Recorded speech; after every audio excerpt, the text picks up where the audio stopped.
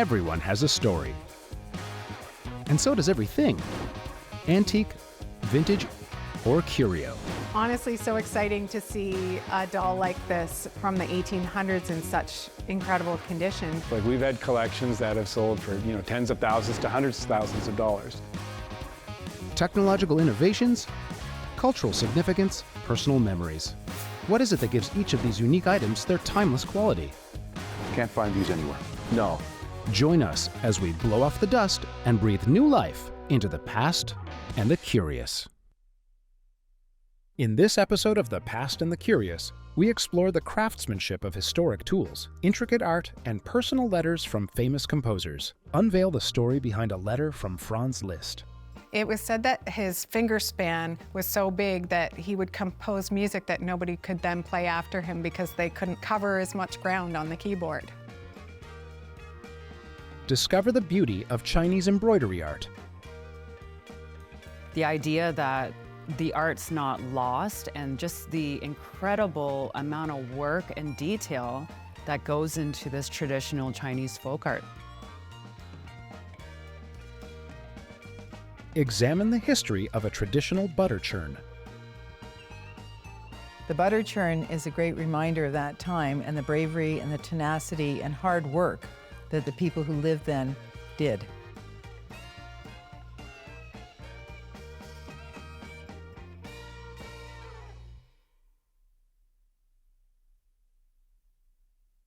My name is Kim Banco, and I brought in a barrel-shaped butter churn.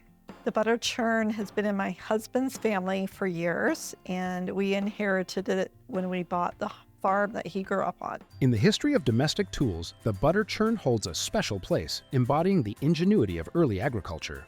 Originating around 6,500 to 5,500 BC in the Middle East, these early churns were crafted from animal skins or pottery, utilizing the natural motion to separate butterfat from buttermilk. The 19th century barrel churn marks a significant evolution. Made from wood and iron, these churns featured internal paddles operated by a handle, showcasing the craftsmanship of rural life.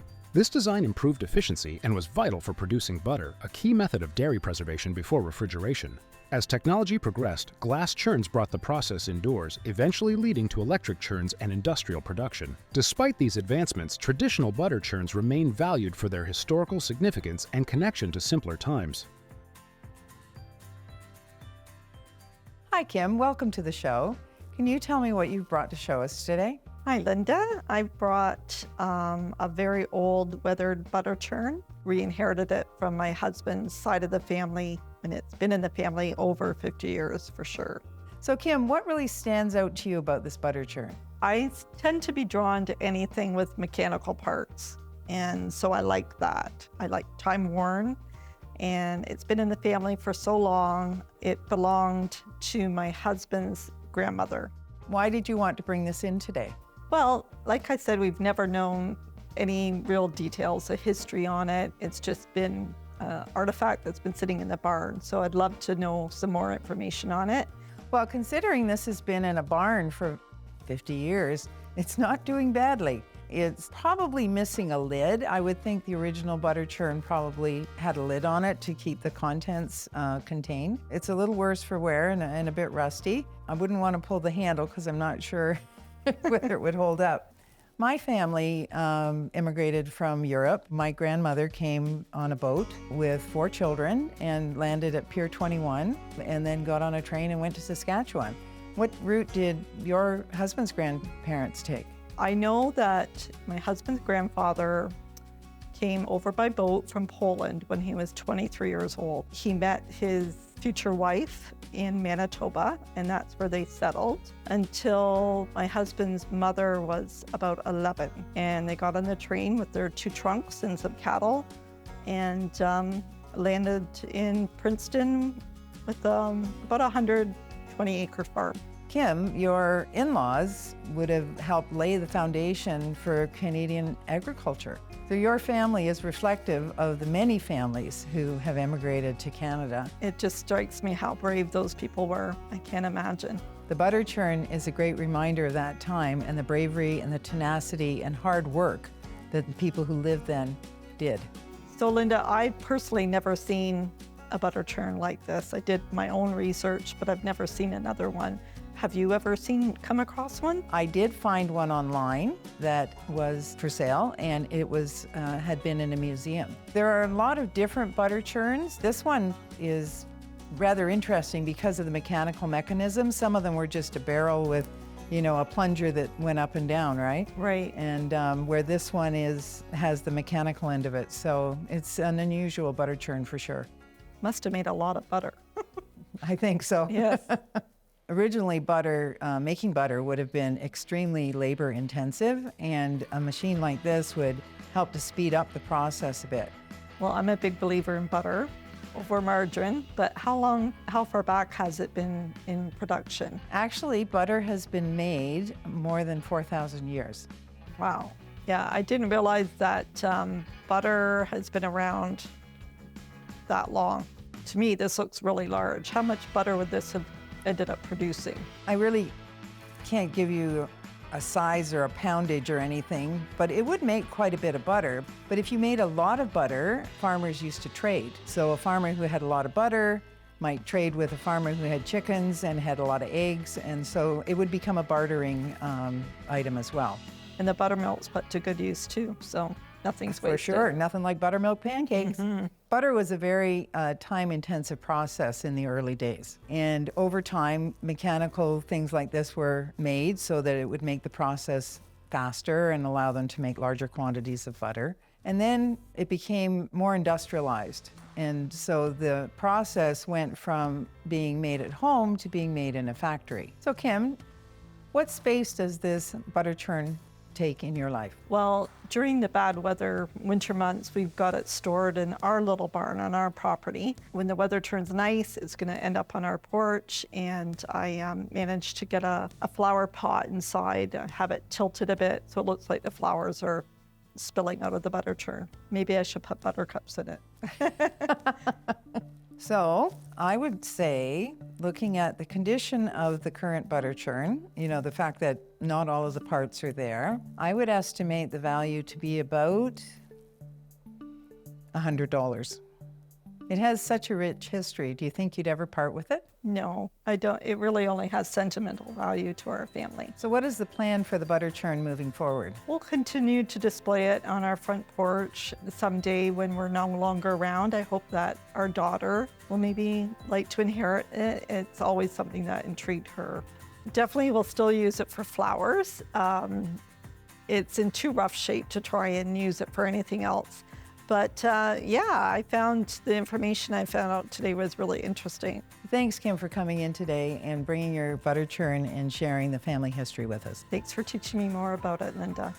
I don't know that we really think hard enough about the people that came before us, and I think we really do need to give them credit, because if they hadn't come on those ships under those circumstances and worked as hard as they did, we wouldn't have the comfortable living that we have now. The next time you are making something with butter or baking with butter, please remember the people who came before you and how hard they worked to give us the life that we have. Stay tuned. Artifacts await.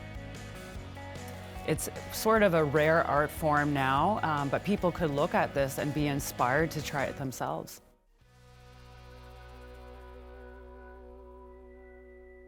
My name is Clerisy, and today I brought in a piece of traditional Chinese art embroidery. It has a long history in Chinese culture. What captured me at first is the eyes. Yeah, they are so realistic. I'm totally blown away. Enter the enchanting realm of Suzhou silk embroidery, a timeless art form steeped in over 2,000 years of history and elegance. Originating in Suzhou, China, and peaking during the Ming and Qing dynasties, this intricate craft reached its zenith under the skilled hands of Shen Shou. For over 30 years, and up until her death in 1921, Shen Shou, a luminary of her time, revolutionized Suzhou embroidery by infusing Western painting techniques into traditional Chinese stitching, birthing the exquisite Shen embroidery. Her mastery garnered imperial recognition, cementing Suzhou embroidery's status as a symbol of cultural sophistication. When Suzhou silk embroidery was in vogue, owning a piece of it was a statement of prestige among the elite. Esteemed in the imperial court, it adorned palaces and served as coveted gifts, embodying the pinnacle of artistic expression. Hi, Claire. Well, thanks for coming on the show today. I was wondering if you could tell us a little bit about your piece of work. Well, this one, when I tour around like Lijiang, a UNESCO old town in Yunnan province. When I walk around in the town, and I just happened to see this embroidery school, and I just walk in. I was totally shocked. Such beautiful presentation of so many all these handmade embroidery artwork. So when I first look at it, I just fell in love with it. I think this piece is absolutely sensational. I've never seen anything like it, but seeing today how the roots of the hand embroidery is done, it certainly is a well-crafted, long-lasting folk art from China. Okay, I really love this, but Tanya, can you tell me something about it? I just test your knowledge. Well, it goes back quite a ways. We know that embroidery was done in ancient times. This was highlighted in the Ming and Qing dynasty from the 15th century to the 20th century in China. There's a famous folk tale of a merchant who fell in love with the art and approached an artist, a master, to create a garden scene. And the artist worked for months and months on the piece. And in the center of the piece, it created a very elaborate peacock. When the merchant received the piece, his mind was completely blown, and he said to his colleagues, it seems like the peacock could be flying. And at the same time, a breeze came from outside, blowing the tapestry and creating the facade that the peacock was actually in movement. The folktale Tanya talked about, I didn't know about it at all, so I go back and do my own search. One of the most notable teachers of the art form that certainly helped it evolve and stay alive today changed it into Shen embroidery, which is very famous. She sort of brought in Western imagery into the art so they could create something such as this, as the baby lion. So Claire, why do you think collectors would be drawn to embroidery art? Well, I think these all man-made, right? I think as time goes by, it will become more and more valuable because less people will take so much time to handmade all these artifacts. This is a great educational piece, as it's sort of a rare art form now, but people could look at this and be inspired to try it themselves. Looking at this baby lion, what does it make you feel? Unique feeling of self-fulfillment. Nice. Do you feel any of this nostalgia for the ancient art in your culture? Yes, because I love history. When I'm looking at these, I feel I'm part of history. Yes, Claire, I think you're doing absolutely the right thing by preserving this art form. It certainly brings to date the idea that the art's not lost, and just the incredible amount of work and detail that goes into this traditional Chinese folk art. So Claire, when you were at the school, how did you feel to see that they were still teaching this ancient art form? It brings me kind of an Asian vibe. I think I spent hours touring on the whole school and then looking at each piece of art. And I'm totally amazed. That's why I went back the second time. Would you ever consider parting with this piece? Are you kidding me? Never. Well, if you were going to part with this piece, Claire, I think the evaluation would be maybe around between $3,000 and $6,000. No. This part of my family, do you think I would sell a member of your family for some price? No, never. I do think that this piece will increase in value over time, and I do know that even if it does increase, that you'll still want to keep it as your treasure. What's the plan for this piece moving forward? In Yunnan province, there are so many ethnic minorities, and they preserve a lot of like a traditional Chinese culture. One of my ambitions is to go there and using my new skill learned from Toronto Film School and preserve their culture with visual storytelling. Thank you so much, Clara, for bringing this on the show today, and it's such a strong piece of Chinese history. Yeah, thank you, Tanya, too, for giving us such a great lesson on our tradition. Thank you very much. I think we have a long history. For obvious reasons, a lot of things have been destroyed. I think we have a mission just to preserve as much as possible. Stay tuned for more fascinating finds. I definitely think getting it authenticated would be worth your while here, because finding out this is real would be incredible.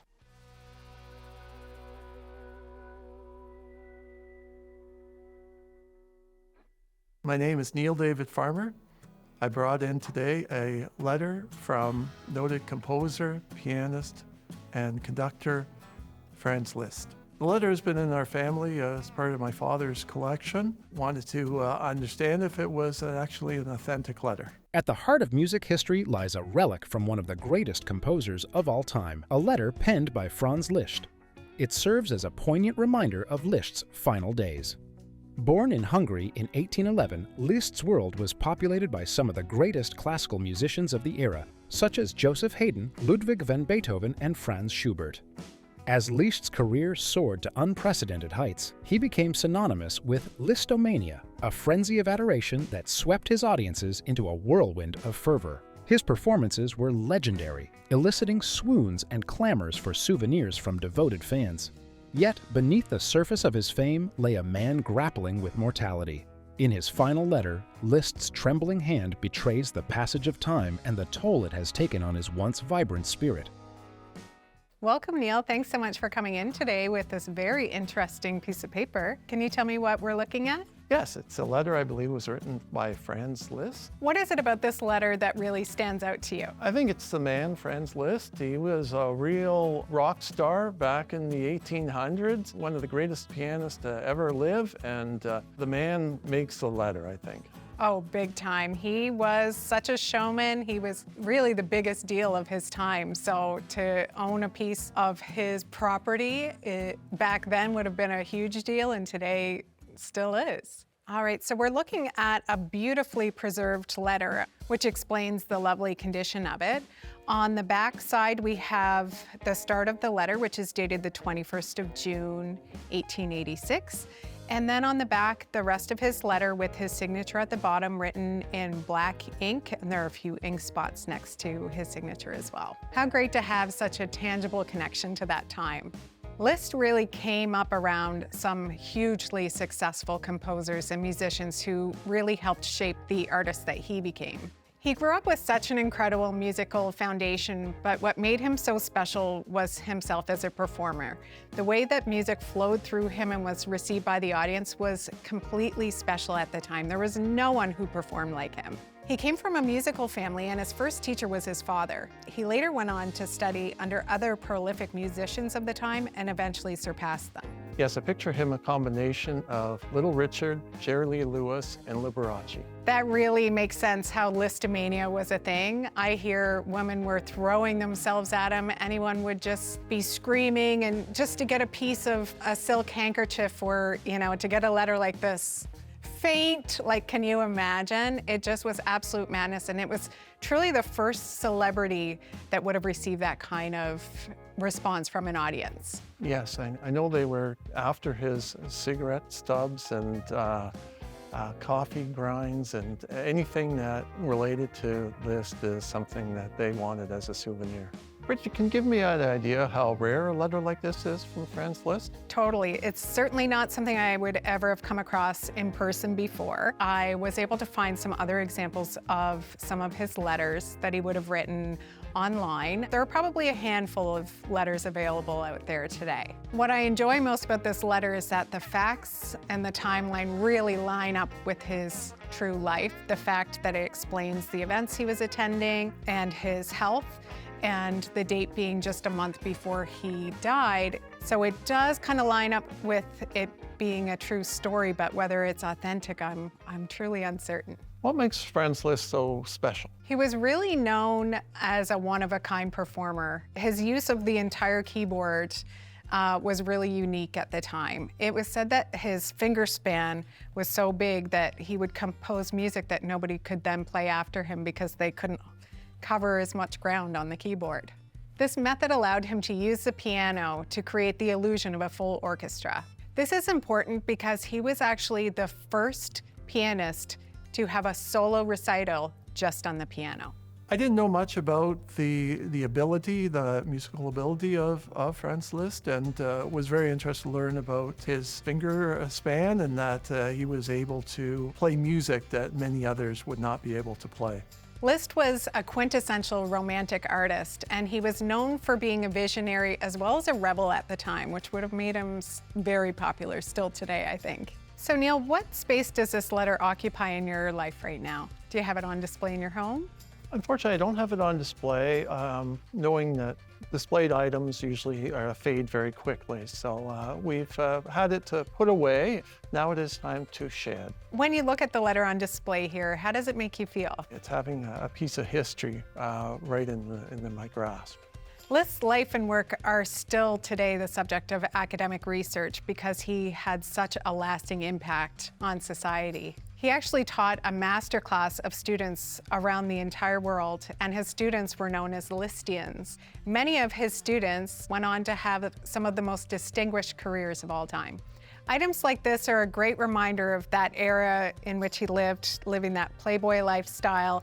And there are a lot of examples of his name popping up in culture today. There's Listomania, the song. There's a movie called Listomania, and he even has a museum, I believe, in Germany. I think one of the reasons Franz Liszt was so popular was that he wrote music for the general population, whereas contemporaries and predecessors were writing music for the higher classes. He was really kind of the first of his time to do this. Richard, I have a pretty good idea of what it is worth if it is authentic, but I'd like to get your opinion on it. Well, if this was authentic, then you have a real gem based on the subject matter of the letter, the time in his life, the fact that it was written just before he died and referencing these key moments in his life before he died. I would say that this letter would be valued at approximately $4,000. Wow. Neil, what is your plan with this piece moving forward? I would love to get it authenticated. I understand if it is going to auction that people want to have some level of assurance that it is real, authentic, and it is a live ink, handwritten letter from Franz Liszt. I definitely think getting it authenticated would be worth your while here because finding out this is real would be incredible. If it is authentic, then it takes it to the next level. Like this is real. I do believe it to be authentic, but my word doesn't mean much, so we'll let an expert take a look at it. Thanks so much for coming in today, Neil, with this really fun piece of history. Thank you. I've learned a lot about Franz Liszt and a little more about the letter, and it's been a real rewarding opportunity. Thank you. It was so much fun to see this letter today and imagine how incredibly important it would have been to own this letter at the time when he was in the height of his fame. When I was first learning about Liszt, I didn't realize that he was really peppered into so much of today's culture, and it was really exciting to see how intertwined he is with music of today. I now consider myself a huge Listomaniac.